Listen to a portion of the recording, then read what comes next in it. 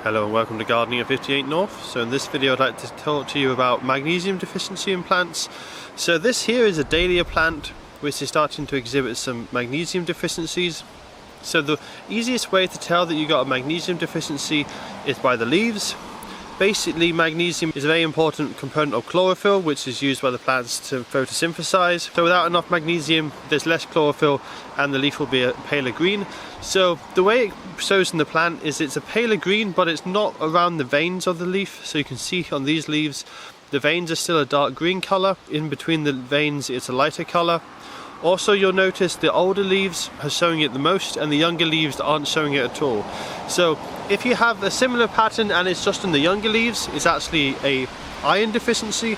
But if it's in the older leaves like this and not the younger leaves, it's a magnesium deficiency. Now it can sometimes also be confused with a potassium deficiency, but with potassium deficiency you tend to also get some dead material, and also magnesium deficiency shows up much more commonly than a potassium deficiency. So this is possible in all plants, but some plants show it particularly more than others. For example, tomato plants is very common in, also roses, apple trees, and as you can see in the dahlia here as well. So it's either caused by having too little magnesium in the soil, or the magnesium isn't in a form that the plant can access. So reasons why the plant might not be able to access the magnesium is the soil might be too acidic, so you can do a pH test to double check this, or it could be that you've been giving it too much potassium feeds. So this is often the problem with tomatoes, where you're feeding them a lot of tomato feed. This can cause a magnesium deficiency.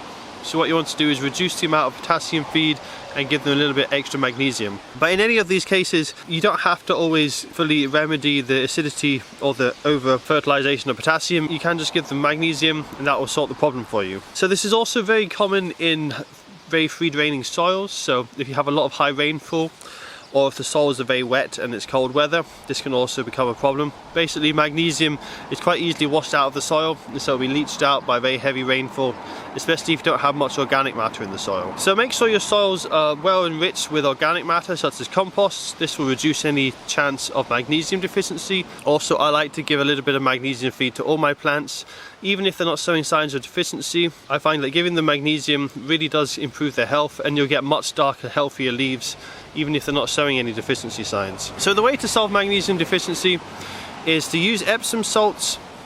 All you need to do is use about a tablespoon in a 10-litre watering can, and you can water the leaves and you can water the roots as well. If you water the leaves, it will uptake it through the leaves slightly quicker. I will just dilute it a bit extra if you're watering it on the leaves as well, so maybe just 1 tablespoon in 20 litres or half a tablespoon in 10 litres. And you just give the plants a good soak with that feed solution, and you should notice within a few days that the plant starts to recover.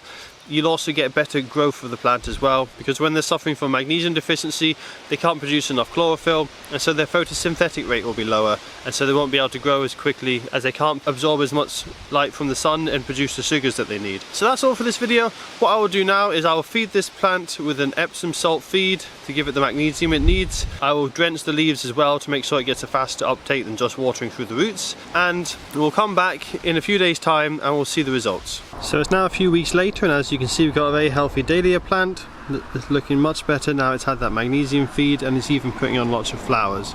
But we'll go back to the leaves now, and you'll see that the leaves are a nice dark green colour now. And you can see on the edges of some of the leaves, especially this one on the left here, the very oldest leaves occasionally don't fully recover from magnesium deficiency, but normally even fairly old leaves will make a full recovery from magnesium deficiency. Also, a couple of things to note: when you are feeding with a foliar feed, make sure it's well diluted and you don't do it in direct sunshine. If you do it in direct sunshine, or if the feed is too strong, what can happen is you can scorch the leaves, so make sure that you rinse off any of the leaves if it's sunny weather afterwards, or make sure you use a weaker mix when you feed the leaves. And what you should notice, as well as the veining disappearing with the dark veins and the lighter sections of leaf, you should notice the whole leaf becomes a much darker, healthier green. So you can see with this dahlia here, it's really dark, healthy looking green. It's a really nice, healthy plant now.